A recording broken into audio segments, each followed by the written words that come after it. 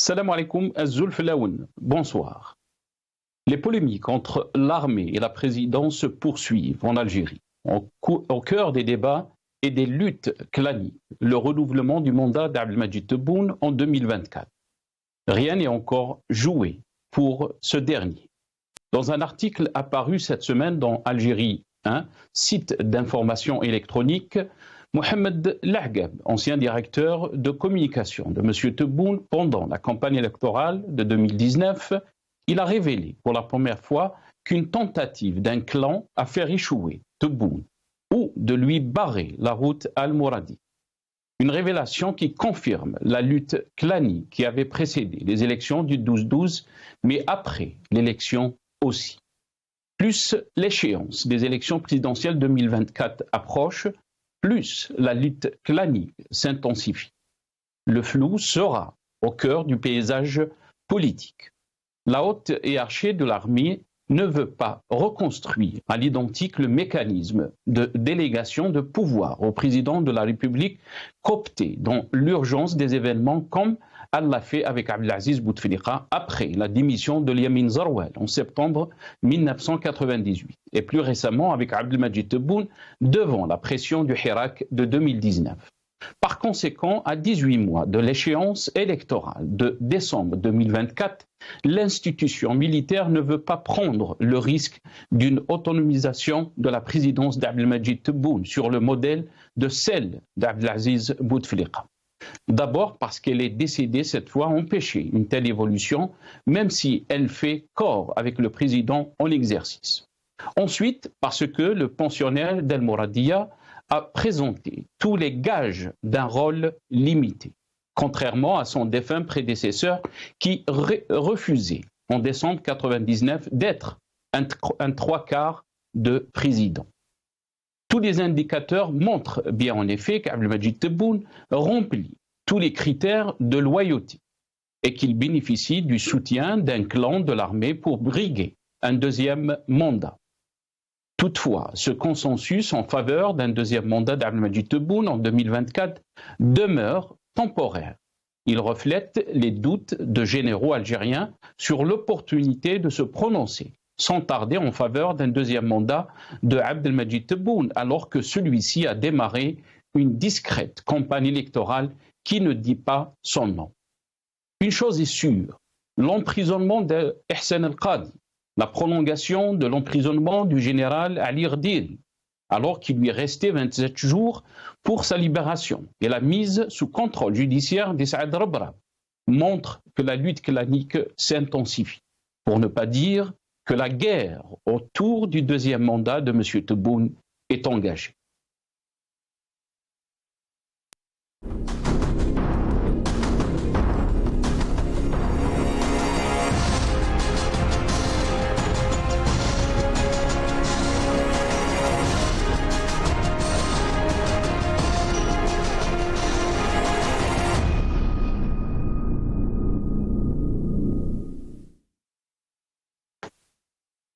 La guerre autour du deuxième mandat de Tebboune est engagée, c'est le titre de notre émission pour ce soir. Et pour en parler, j'aurai le plaisir d'accueillir dans cette émission M. Mohamed Khelfaoui, analyste sécuritaire, qui est avec nous depuis Alger par téléphone. M. Mohamed Khelfaoui, bonsoir. Merci beaucoup d'avoir accepté l'invitation. Marhaba bik. Bonsoir, c'est Nasser. Bonsoir à tous ceux qui suivent. Bonsoir à tous tes invités. Merci beaucoup, Si Mohamed Khelfaoui. Comme j'ai le plaisir aussi d'accueillir le professeur Nordin Aoussat, universitaire, analyste politique, il est avec nous depuis Paris via Skype. C'est Nordin, marhaba bik. Merci beaucoup d'avoir accepté l'invitation. Merci à Nasser pour l'invitation. Salam alaikum à toi, aux téléspectateurs, à Si Khelfaoui. Et encore une fois, c'est toujours un plaisir d'être avec vous pour parler de ce qui concerne notre malheureux pays. Merci beaucoup, c'est Nordin. Merci d'avoir accepté l'invitation. Si Mohamed Khelfaoui, je vais commencer cette émission avec vous. Comment peut-on décrire la situation politique que traverse notre pays, mais aussi revenir sur cette guerre qui ne dit pas son nom, si on peut dire, sur le deuxième mandat de M. Tebboune?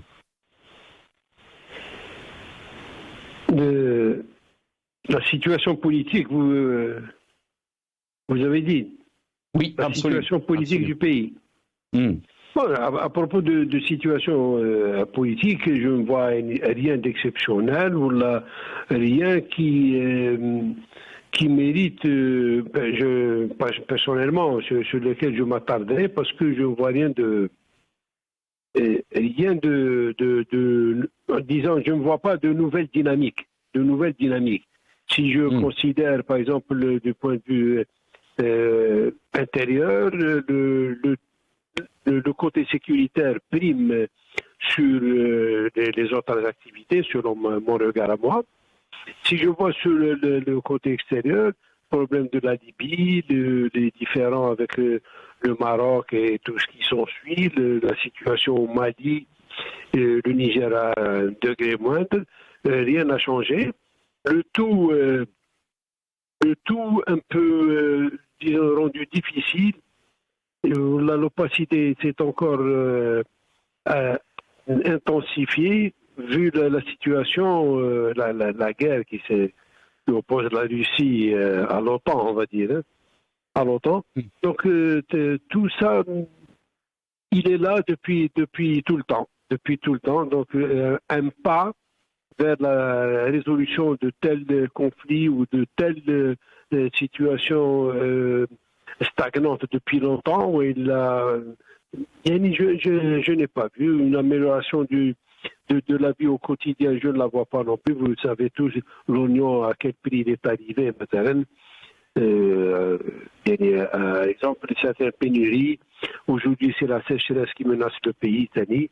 Bon, la sécheresse, on y est en plein dedans. Et donc, pour ma part, je ne vois pas une percée ou même une avancée qui pourrait, disons, retenir mon attention. S'agissant du deuxième mandat, moi je pense, j'ai entendu le président, lorsque la question lui a été posée, il avait répondu que ce n'est pas le moment d'y penser, que pour l'instant il n'avait aucune idée sur ça, il n'y pense même pas. Et qu'il penserait peut-être à ça plus tard. Je ne sais pas s'il a dit les derniers mots à tout. C'est-à-dire, donc, je conclus que, pour ce qui me concerne, je conclus que ceux qui sont intéressés par le deuxième mandat du président Tebboune, ce sont surtout ceux qui sont intéressés par leur poste, c'est-à-dire ceux qui veulent être maintenus, parce que son départ signifie le départ.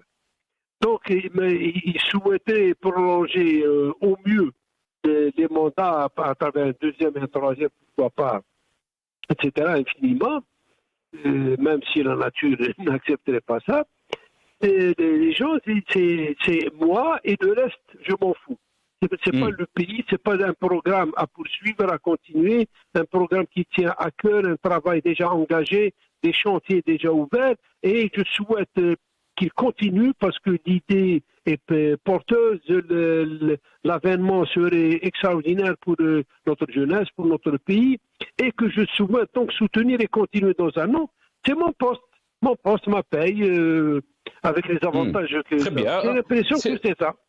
C'est Mohamed Khelfaoui, puisque vous avez parlé de la question qui a été posée à Abdelmadjid Tebboune concernant donc ce deuxième mandat. On va écouter Abdelmadjid Tebboune, la réponse d'Abdelmadjid Tebboune par rapport à cette question qui lui a été posée. Je n'ai aucune réponse et je n'y pense même pas.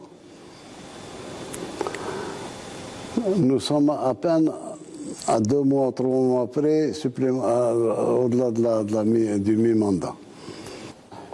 C'est trop tôt? C'est plus que trop tôt. Je ne suis pas aux États-Unis. On n'a pas d'élection à la mi-mandat. J'ai fait ça. Tout j'ai fait tout.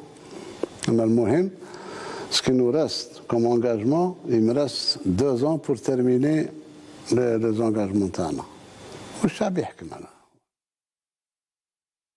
C'est Mohamed Khelfaoui, on a entendu la réponse d'Abdelmadjid Tebboune, كل شيء يجي في وقتها, mais quand on regarde ce qui se passe sur la scène politique, si on revient un peu sur aussi l'emprisonnement du général Ali Rdiri, mais aussi l'emprisonnement de Hassan Al-Qadi qui avait soulevé la question du deuxième mandat, la mise sous contrôle judiciaire de l'homme d'affaires Essaad Rabrab.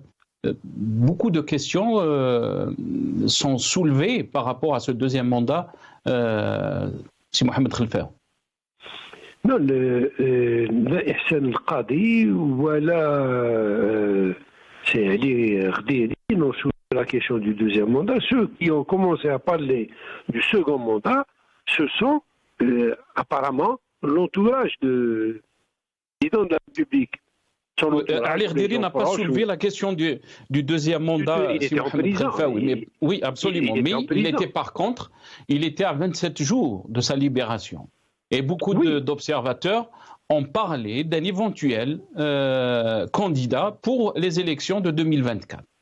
Les observateurs diront ce qu'ils voudront, mais le concerné n'a pas dit. Le concerné, je ne pense pas qu'il se serait intéressé à un mandat présidentiel, étant donné ce qu'il venait de subir de 4 années. C'est pas rien, 4 années de prison avec une année ou deux avec le Covid dont il a été atteint, d'autres maladies, d'autres souffrances morales et physiques.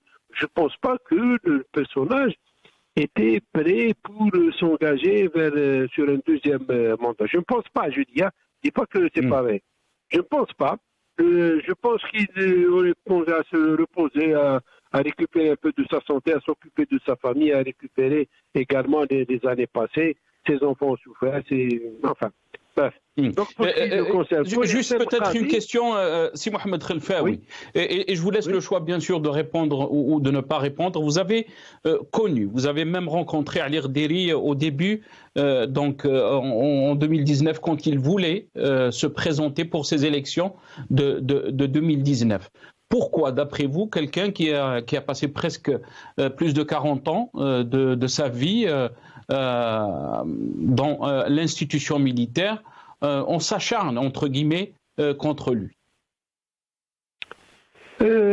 Qui s'acharne contre lui? On s'acharne contre lui, c'est des questions, même s'il y a une part de vérité, elle reste très subjective pour un débat.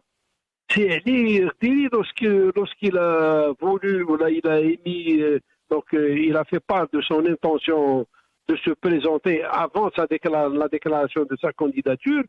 Oui, il étudiait la chose, il voyait la possibilité, d'autant plus que à l'époque, souvenez-vous, on commençait déjà à parler de l'ouverture pour les élections présidentielles nouvelles. Il y a eu beaucoup de choses qui ont été faites, entre autres, par exemple, la commission de surveillance, de suivi des élections, etc., indépendante, la commission indépendante, etc. Il y avait beaucoup d'indices qui laissent les gens, pourquoi pas, ne pas tenter mon étoile pour le pays. Donc lui, il était un peu dans ça au début. Hein. Au début, il était dans ça, et par la suite, rien n'est venu contrarier son approche ou là son rêve. Jusqu'au moment où les choses se sont corsées, il y a eu Badr Hirak, il y a eu l'arrêt du processus, etc., etc. Wayne, il s'est arrêté par la force des choses, quoi. Par la force des choses, il y avait plus rien. Donc, il s'est arrêté. Bon, c'est pour lui une expérience. Malheureusement, elle s'est terminée de manière presque tragique. Presque tragique parce que ça fait beaucoup sur une seule personne, tout ça. Je lui souhaite une libération très tôt, c'est-à-dire que je ne sais pas s'il a fait un appel ou pas, mais je lui souhaite une mise en liberté le plus tôt possible. Il a besoin de vivre, de rejoindre sa famille qui l'attend, de revenir, peut-être qu'il va nous éclairer sur certaines choses, pourquoi pas. Bon, mais je ne sais pas quoi dire, il y a beaucoup de choses à dire, il y a beaucoup de choses à ne pas dire. Mais ce que je lui souhaite, c'est un peu sa santé. Même pour le président de la République, vous avez fait passer l'interview et sa réponse. Moi, je reste convaincu que c'est l'entourage qui souhaite prolonger son poste ou son existence à haut niveau, qui sont en train de tout faire, d'insinuer, de forcer la main. Quand il parle, d'un clan qui est contre, qui tente de barrer la route au président Tebboune, je ne vois pas qu'il est choquant. Et maintenant, si on parle de clan, donc, d'après vous, ça veut dire non, si on parle de clan, ça veut dire que les élections ne sont pas libres et indépendantes. Est-ce que vous pensez, si Mohamed Khelfaoui, est-ce que vous pensez vraiment qu'en Algérie, on a des élections libres et indépendantes? Personnellement, ce que j'ai vu, pour moi, la dernière lutte, c'était Bouteflika et bon, c'était pas libre et indépendant surtout. Pour le dernier cas, pour le président actuel, on ne sait pas. On sait pas ce qui s'est passé réellement. C'est vrai qu'il y avait le Hirak, et donc il y avait une demande de boycott. Il y avait un minimum de participation.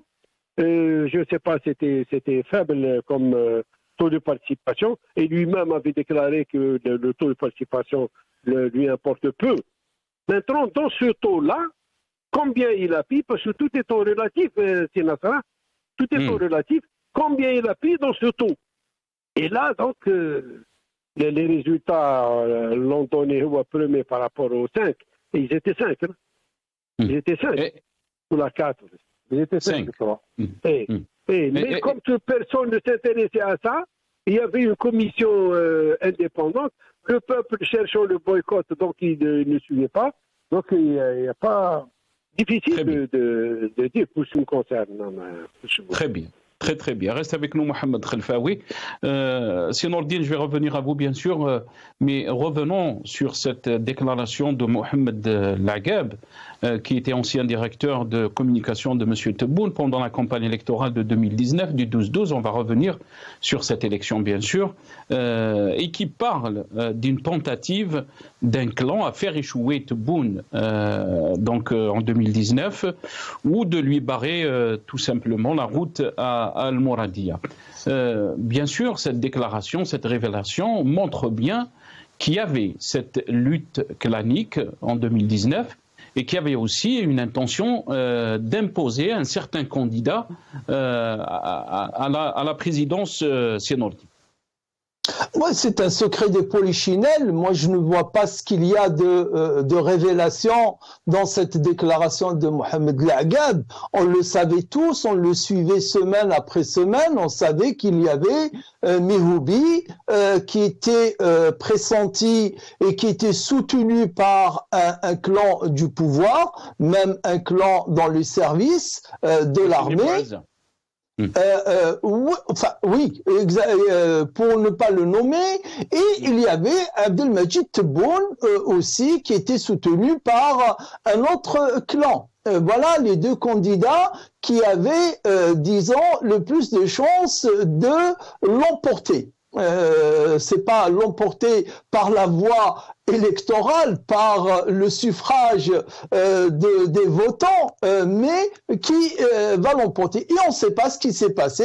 D'ailleurs, il s'est passé quelque chose de très sale. La preuve, c'est que ça a fini par des emprisonnements, des dégradations, c'est-à-dire qu'on a dégradé le monsieur du grade de général ou Djoundi, comment dirais-je, une punition que nous n'avons jamais vue. Bref, je ne vois rien comme révélation dans ce que dit Mohamed Lagab. Une chose est certaine, c'est que Abdelmajid Tebboune, il fait bien l'affaire des décideurs. Il ne les dérange point, bien au contraire, il les arrange bien, il fait le travail pour lequel il est là où il est, à savoir de servir de façade civile pour le pouvoir militaire. Voilà pour ce qui est mais de... aussi... Oui, je t'écoute. Et comment expliquer aussi donc la dernière condamnation de Ali Rderi, la prolongation de son emprisonnement, mais aussi la mise sous contrôle judiciaire de Issad Rabrab, et aussi la condamnation et l'emprisonnement de Hassan Al-Qadi, qui avait écrit dans un article qui avait soulevé la question donc du deuxième mandat d'Abdelmejid Tebboune. Et écoutez, Sénassar, ces 4 affaires que vous venez de citer, les 4, elles sont directement liées aux élections présidentielles. Je ne dirais pas premier mandat, deuxième mandat, mais elles sont directement liées, et les 4, une analyse, une lecture politique de ces 4, parce que ce ne sont que des affaires politiques, hein, ce ne sont loin d'être des affaires judiciaires, elles nous conduisent droit vers Al-Mouradi, vers les élections présidentielles. Commençons par celle de Ali Rderi. Ali Rderi, pour lequel j'exprime toute ma compassion, hein, en tant d'homme à homme, d'Algérien à Algérien, même si je suis radicalement, opposé à son option politique, mais dans ma âme, je lui exprime toute ma compassion. Pourquoi?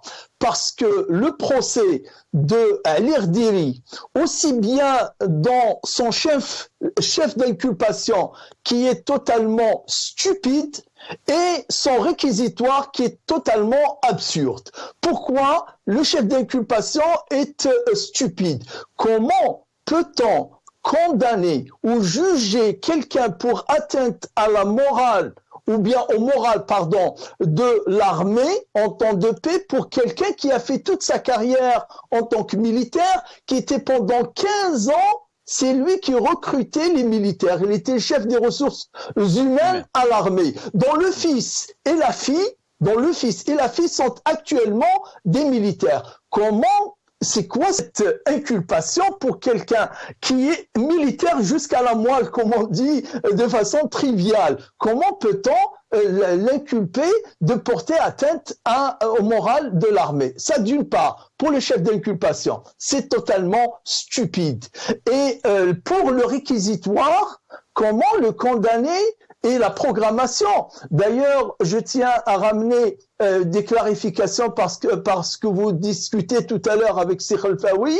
Ali Rderi, d'après ce que j'ai lu sur les colonnes du magazine Jeune Afrique, la veille au mois d'avril, c'est-à-dire la veille, dès que son entourage avait entendu la programmation de son procès qui n'était pas prévu au mois d'avril, c'est-à-dire il y a eu un changement de programmation des procès et on a mis son procès. Lui, il avait déclaré qu'il respectait les 5 années où il est privé de ses droits civiques, c'est-à-dire qu'il ne se présentait pas en 2024. Même s'il était libéré dans les 15 jours, il n'allait pas se présenter en 2024. Donc, ce n'est pas par rapport aux élections passées, c'est qu'on l'a condamné pour dire « Regardez ce qu'on fait pour un militaire qui ose se présenter aux élections sans avoir l'aval des décideurs. Les décideurs sont les hauts galonnés, ce sont les hauts gradés de l'armée, c'est eux qui décident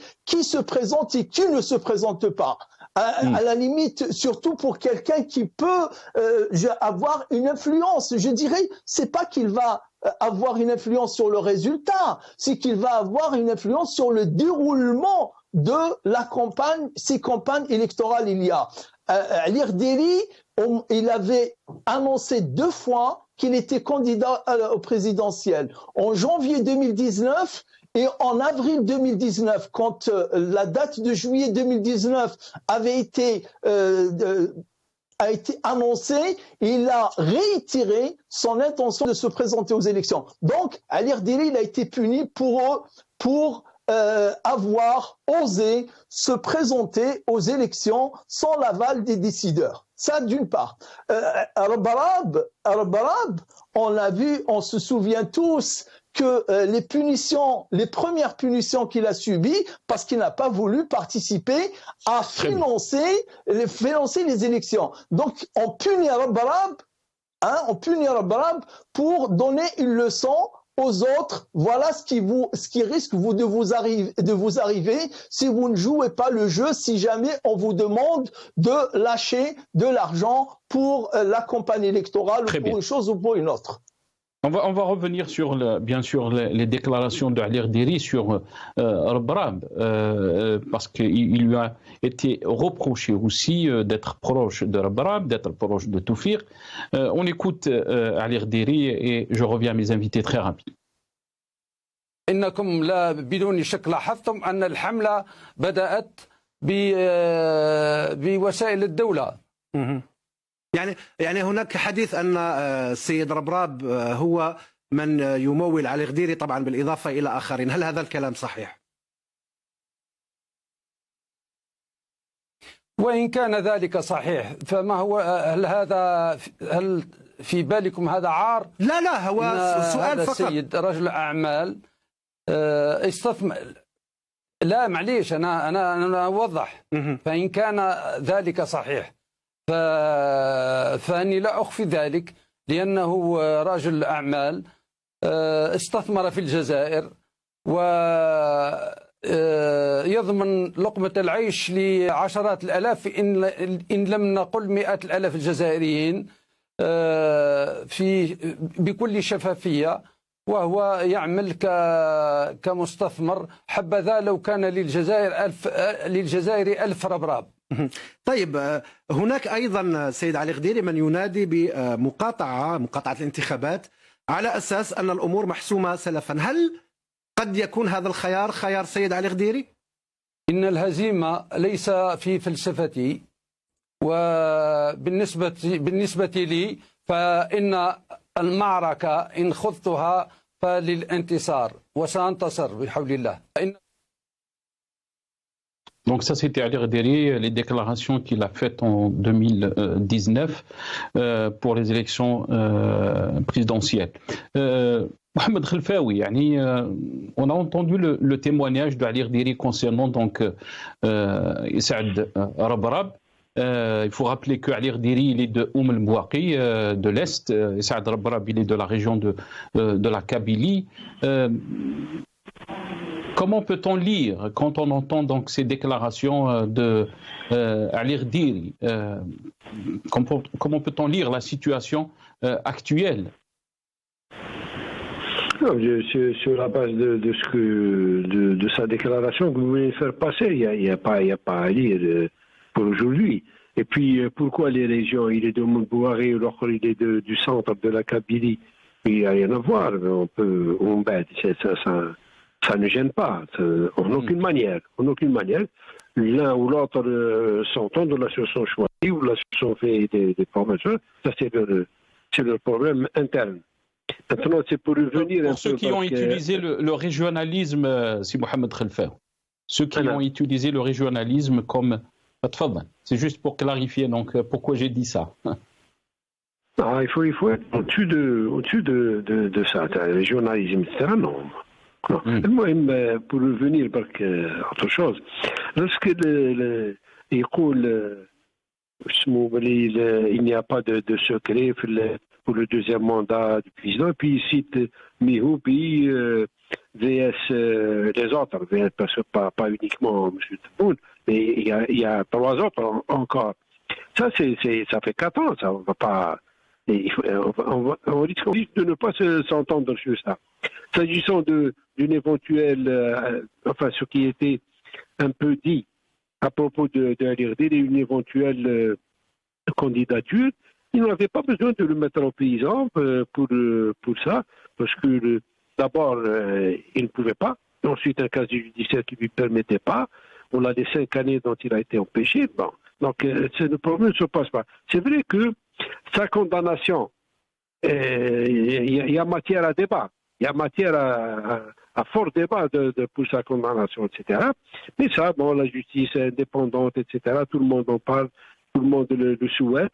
Mais on verra. Donc là, moi, je persiste à dire que les gens qui sont en train de pousser, ou d'insinuer, ou d'aller vers le fait accompli de la candidature de l'actuel président de la République, moi, je pense qu'ils sont animés par des intérêts tout à fait personnels. Très personnel. Maintenant, est-ce que c'est légitime, pas légitime? Ça change encore, c'est un autre débat. Là aussi, c'est un autre débat. Mais sinon, si vous voulez parler de Ali Rdiri, espérons que la justice essaie de revoir un peu ce qu'elle vient de commettre, parce que je trouve que c'est excessif. Je ne pense pas qu'il ait cherché à atteindre, même s'il est accusé de ça. Je ne pense pas que général-major, directeur de la direction du personnel, même s'il n'était pas directeur de ça, je ne pense pas qu'il est allé à vouloir jouer sur le moral. On l'a découragé les éléments de l'ANP pour je ne sais quel but. Parce que pourquoi s'attaquer au moral? Dans quel but? Et puis c'est pas une personne seule qui va s'attaquer au moral, non. Mais bon, espérons que moi je souhaite sa libération. Si j'ai cette envergure, je demanderai à ces gens-là de revoir un peu leur état d'esprit eux-mêmes déjà.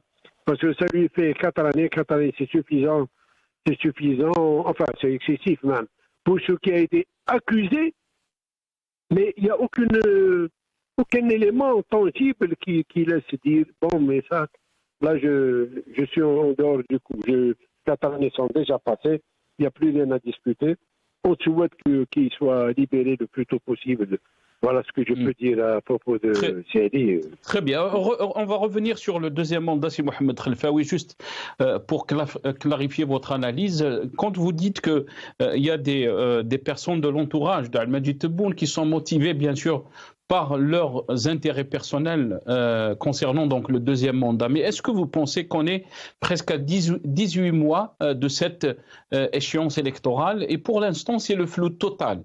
On ne sait pas qui sera candidat, on ne sait pas si Abdelmajid Tebboune sera candidat, on ne sait pas si l'armée soutient donc la candidature d'Abdelmajid Tebboune. C'est le flou total, si Mohamed Khelfaoui. D'abord, bon, ce n'est pas le flou total. Pourquoi aller vite en besoin? D'abord, si on veut voir les échéances, c'est trop tôt. C'est encore tôt, Mazal. Il faut attendre décembre de cette année. Il reste ce qui reste, je sais pas, peut-être qu'il reste 6 mois. Et c'est 3 mois avant, là on peut se dire il y a du flou qui va ou qui ne va pas. Dire que l'armée va soutenir la candidature de l'actuel président, moi je suis tenté de dire non. L'armée je ne pense pas. Pourquoi d'après vous? Pourquoi, c'est Mohamed Khelfaoui? Pourquoi? Il y a d'autres données, il y a d'autres préoccupations, il y a une autre vision parce que il y a quand même un peuple qui appelle à des élections telles que des élections avec l'organisation et la création de cette commission indépendante pour les élections. Je crois qu'il va falloir donner du travail à ça et je suis très sincère. Je suis très sincère si je dis que je ne pense pas que l'armée aura à s'immiscer dans les élections. Et cette fois-ci, je le dis pour la première fois. Pour la première fois, je le dis.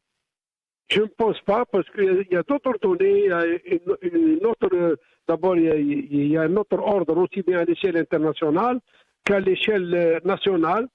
Il y a une autre approche qui s'impose d'elle-même.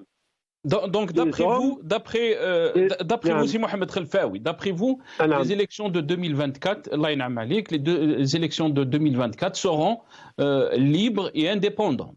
Non, j'ai dit je ne pense pas que l'armée aura à s'immiscer dans les élections. Parce que s'il y a fraude, pourquoi voulez-vous que ce soit uniquement l'armée?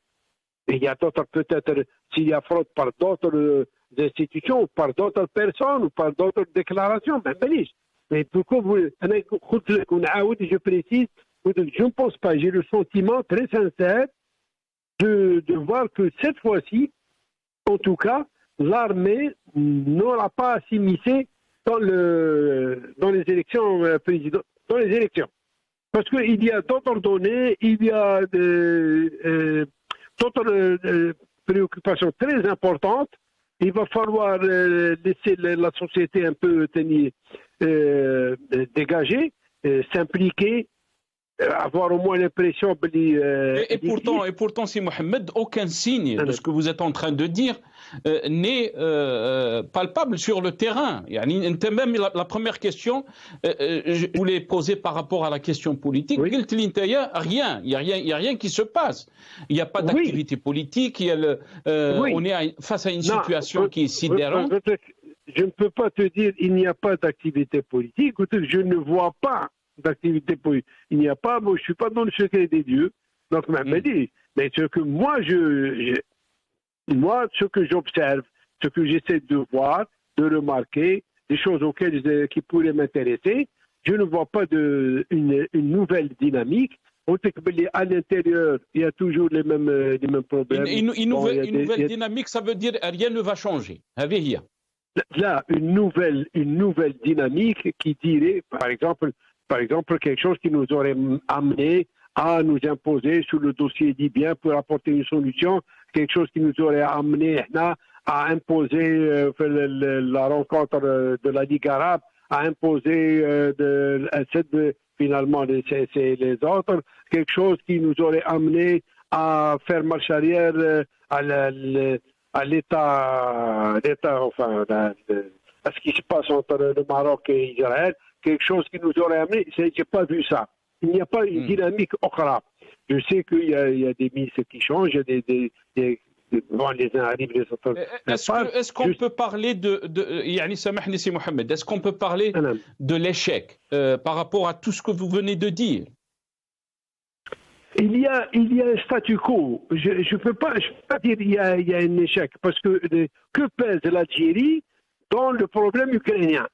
Que pèse l'Algérie lorsque le Maroc décide d'installer les Israéliens sur son territoire et même à nos frontières?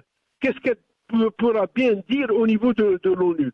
Que pèse l'Algérie face à la France qui est en train de se faire dégager? Quels sont les moyens pour... Est-ce que l'Algérie peut intervenir pour faciliter les choses à nos frères africains? Non. Donc on ne peut pas dire qu'il y a échec. Il y a des tentatives non fructueuses.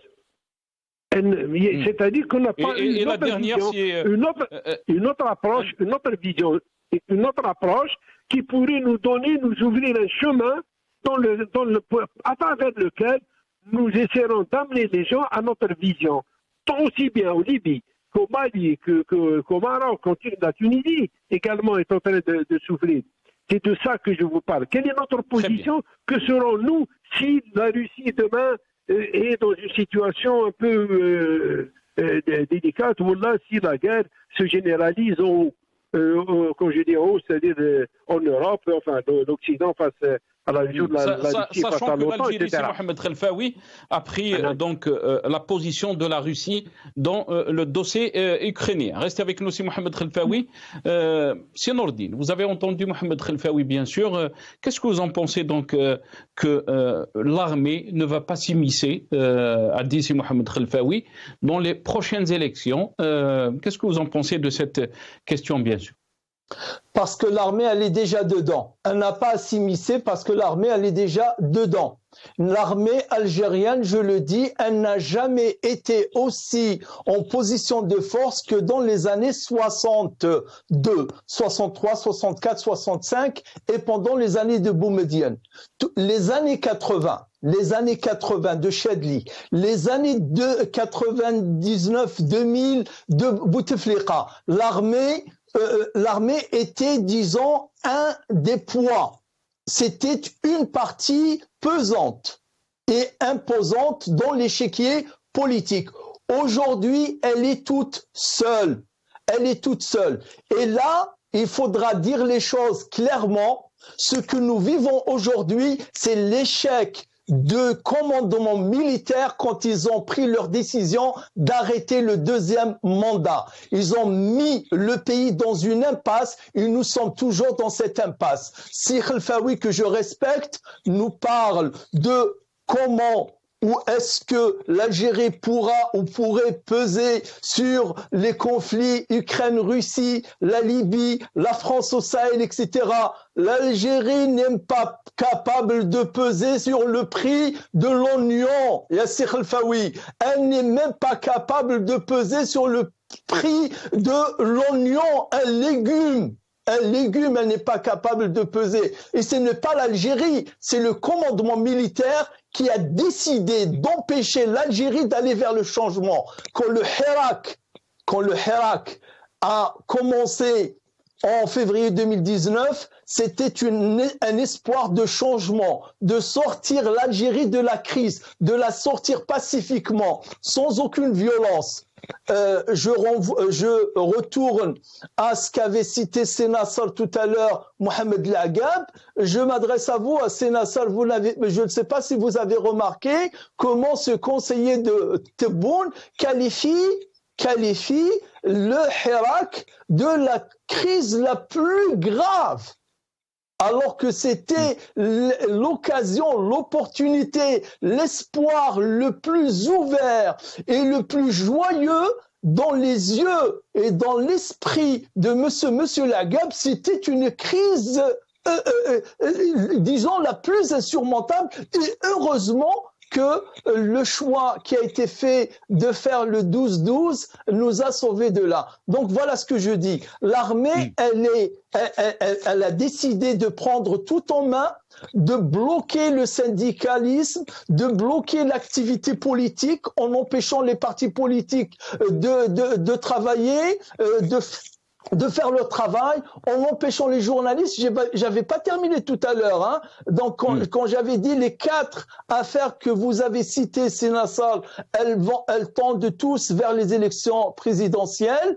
Qadi Ihsan, c'est une fois qu'il a parlé du deuxième mandat qu'il a été préoccupé, qu'il a été dérangé par les tribunaux. Donc c'est une chasse gardée. Le système, l'armée ne lâchera plus. Elle a fait une fois la faute. Vous l'avez signalé tout à l'heure, parce qu'ils étaient coincés. Ils ont accepté que Bouteflika vienne et prenne le pouvoir en 99 pour un mandat, et puis ils ont accepté pour un deuxième mandat, pensant qu'il allait se retirer parce qu'ils étaient coincés. Ils ne veulent plus refaire la faute. Maintenant, ils tiennent tout le pouvoir. Et vous avez vu, la revue El Jaish nous annonce la couleur.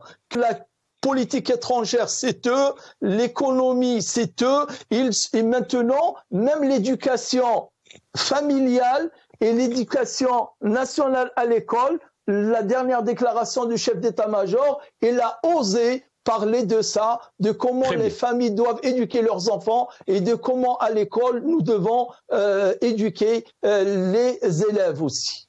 Très bien, restez avec nous, c'est Nourdine. C'est Mohamed Khelfaoui. Beaucoup aussi d'observateurs sont de l'avis de Nourdine Aoussad qui disent que cette armée elle est au centre du pouvoir en Algérie, que rien ne se passe sans l'aval de l'armée. Si Mohamed Khelfaoui, vous avez entendu Nourdine Aoussad, oui, j'ai entendu. Oui. Non, j'ai entendu. Ce que j'aurais aimé, c'est d'éviter les réponses faciles. Et partant de 63 jusqu'à 80, le président, c'était le parti unique et c'était le candidat unique. Ensuite, on est allé, même bête, oui, par la suite, il y a eu cette tentative d'ouverture de la part de Chadri, et on est allé vers d'autres débats, et est arrivé ce qui est arrivé. Maintenant, l'État, le pouvoir, l'État, le gouvernement chef, comment il s'est exprimé, ne peut même pas ombrer ou influer sur le prix de l'oignon. Je lui dis que là aussi c'est une réponse un peu trop rapide et trop facile. Non, l'oignon, c'est une autre question là. Il faut chercher un peu plus loin. D'autres ont dit que je lui réponds. Mais quand on parle de l'échec, c'est Mohamed Khelfaoui. Nordina Oussat a parlé de l'échec, a donné comme exemple donc le prix de l'oignon. Mais quand on parle de l'échec, bien sûr, à l'échec de la politique à l'intérieur, l'échec de la politique de la diplomatie algérienne, vous l'avez mentionné vous-même, vous avez même l'exemple de ce qui s'est passé dans le dernier sommet de la Ligue arabe, où beaucoup d'observateurs ont parlé de gifle qui a été donné à la diplomatie algérienne par l'Arabie Saoudite. C'est pas une gifle, ça. Mais c'est pas une gifle par l'Arabie Saoudite, c'est pas une gifle. C'est le prince héritier a joué un jeu enfantin. C'est lui l'enfant. Tous les présidents là-bas lui ont montré que c'est un jeu enfantin et que ça ne mérite pas qu'on prolonge la rencontre. Pourquoi l'Arabie Saoudite a osé jouer ce jeu que vous avez qualifié pourquoi? Est-ce que l'Algérie n'est pas l'Algérie que le peuple souhaite, que le peuple du Hirak a souhaité être une puissance, une vraie puissance régionale? Écoutez, c'est pas le peuple, les gens du Hirak, parce que tout le peuple algérien de puissance, y compris ceux qui sont morts, voulaient que l'Algérie soit une puissance. Maintenant, le gars me fait le prince héritier, c'est une action immature, et c'est tout. On ne va pas faire la guerre. Alors, et puis les gens voient ça. Il avait peut-être des pressions qui le dépassaient, il ne réfléchissait plus par ses maîtres, les Américains. Il a reçu sans consulter personne, il reçoit un président qui vient de nous saouler de ces trucs. Il chauffe bon, là, je suis en train de découvrir là. Non, ça, c'est pas un échec de notre diplomatie. Et je ne peux pas dire échec. L'échec, l'Algérie est un élément important sur l'échiquier des Libyens. Oui, mais tu as l'Égypte aussi, tu as le Tchad, tu as le Niger, enfin le Tchad et le Niger, oui. Ce sont tous ces pays. Et puis, il y a des puissances. N'oublie pas que l'État de la Libye, c'est l'Amérique, les États-Unis et la France, c'est l'OTAN. Que peut l'Algérie face à l'OTAN? Que peut la Libye face à l'OTAN? Que peut l'Égypte face à l'OTAN? Il faut essayer de caresser dans le bon sens du poil d'Israël, peut-être. Qui travaille avec le Maroc. Très rapidement, si Mohamed Khelfaoui. Très rapidement, comme Sidi, parce que là, je dis échec. Comment je dis échec? Non, c'est pas un échec, c'est de ce sens. Si Mohamed Khelfaoui, on va dépasser la question de l'échec. Les observateurs qui voient l'évolution de notre pays, tout le monde se dit notre pays va mal, cette Algérie nouvelle va mal. Même la question se pose, où va cette Algérie nouvelle? Il y a une inquiétude à l'intérieur, mais aussi à l'extérieur. Très rapidement, Allah yabarak fik, Si Mohamed. Et il y a une inquiétude, nous sommes tous inquiets plus ou moins. Je ne suis pas satisfait de ce qui arrive à mon pays. Je ne suis pas satisfait de la situation stagnante. Le pays qui n'avance pas, ou là qui n'évolue pas, ou là on ne voit pas quelque chose qui pourrait nous inciter à être positif ou la positiver, etc. Je souhaite, bien sûr, j'observe comme tout le monde, et je revendique, ou là, c'est pas le terme, je me révolte, si tu veux, de voir la chose comme ça, bien sûr. Je veux que mon pays avance, parce que là, tant qu'on n'arrive pas, c'est-à-dire que l'affaire libyenne, par exemple, ce que nous prépare le Maroc de l'autre côté, que pourrait faire la France contre la Libye, ça me met à mal. Ensuite, nous avons, je vis le chômage des jeunes. Je le vis, les gens ne travaillent pas. Il n'y a pas. C'est pour ça que je te dis que je n'ai rien vu. Même des universitaires, il n'y a pas. Bon, c'est difficile, mais il faut qu'il y ait quand même une amorce de quelque chose, et on s'engage sur beaucoup d'éléments. Créer d'autres sociétés, d'autres entreprises. ou alors faciliter la création d'entreprises, faciliter l'acquisition des terres, faciliter ماشي تمد بالديستان. خلينا les jeunes يخدموا يكتبوا تعليم. Nous sommes là, on encadre. Même en fin de vie, on encadre. Merci, Barakallahu fik si Mohamed Khelfaoui. Samahna, on vous apprécie un peu sur le temps. Très rapidement, c'est Nordine. Samahna, c'est Nordine, parce qu'on me dit on doit donc clore cette émission. Oui, très rapidement, c'est pas une question d'entreprise, c'est pas une question économique. Il y a de l'argent en Algérie, il y a tellement d'argent qu'on sait même plus quoi faire et on fait rien avec l'argent. C'est une question politique, c'est un problème de légitimité, c'est un problème politique. Il faut résoudre le problème politique. Il faut que les militaires, la légitimité militaire soit out et qu'on remette le peuple, on redonne confiance au peuple pour qu'il décide qui le gouverne. Et il va de l'avant avec ceux qui le gouverneront. Voilà la solution. Merci beaucoup Nordine Aoussat. Merci beaucoup Nordine Aoussat, universitaire, analyste politique. Merci aussi à Monsieur Mohamed Khelfaoui, analyste sécuritaire. Ya'tikoum saha. Merci d'avoir suivi cette émission. Bravo à la khair.